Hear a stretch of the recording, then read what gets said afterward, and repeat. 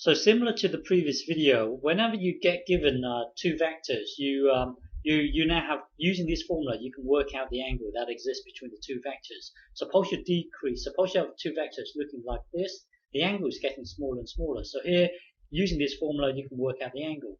But then suppose you have a vector here, and then another one lying on top of it, then you can see that the angle here will be 0.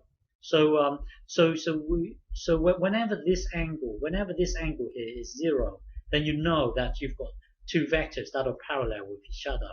So if you have one vector here and then another vector here, so you can see that the angle here will be pi. So whenever this angle is 0 or when it's pi, then you can conclude that the two vectors will be parallel with each other. So let me give you some examples. So let's say we've got one vector. This one's 2 across in the x direction and 0 up in the y direction. So 2 across. So this is our u here, and this vector here is v. So let's compute the dot product. So the dot product will be this times this. So that would be 6.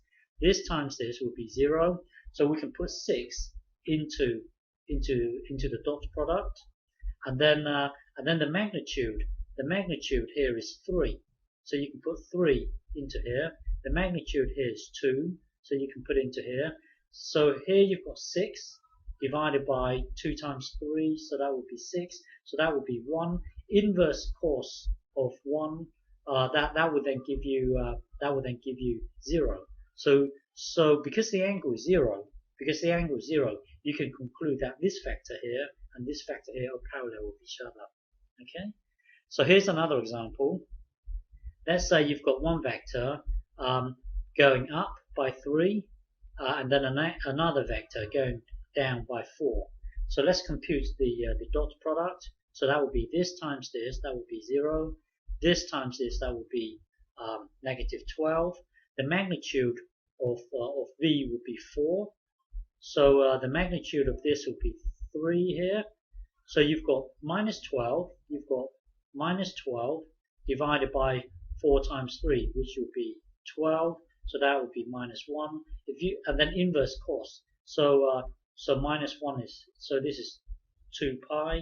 This is pi. Minus 1 is here. If you so this whole thing here is minus 1. Inverse cos minus 1, then that would give you an angle of pi.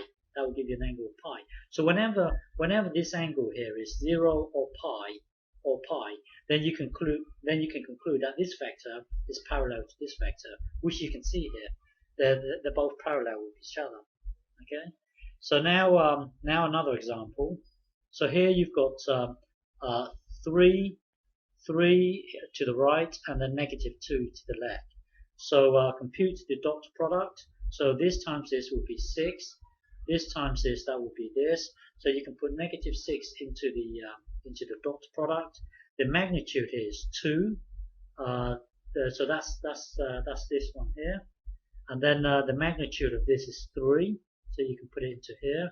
So that will be negative 6 over 6. That will be negative 1. And then inverse cos, that will then give you pi.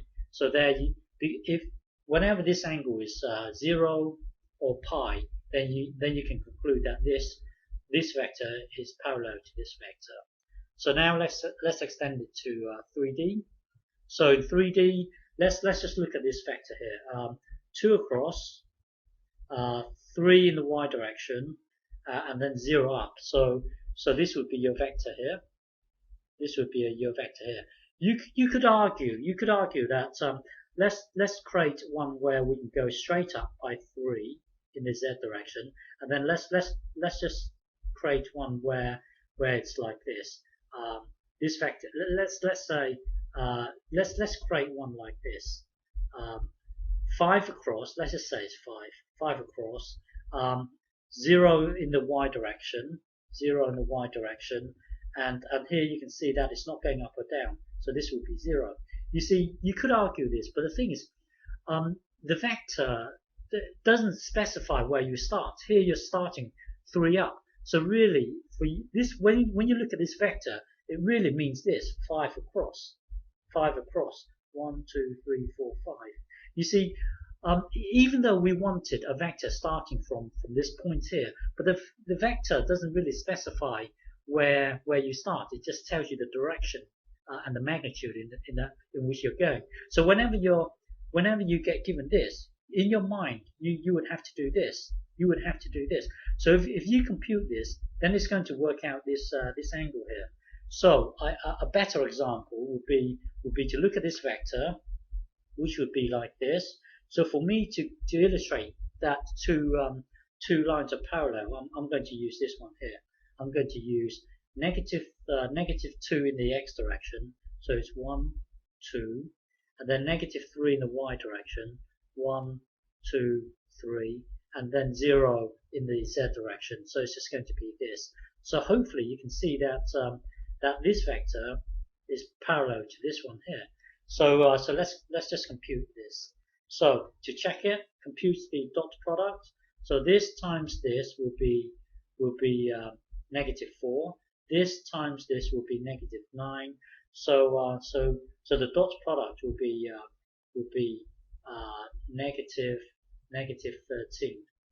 Okay, so now the magnitude of v, remember v was this. The magnitude would be this squared plus this squared, and then square root it.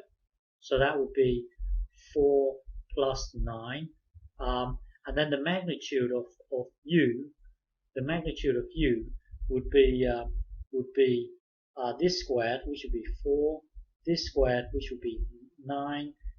So that would be root 13 here. Root 13 here. Get this, multiply with this. So get this, multiply with this. That will give you 13.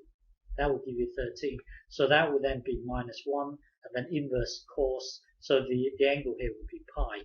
Whenever this angle is 0 or pi, then you can conclude that this will be parallel to this. Okay.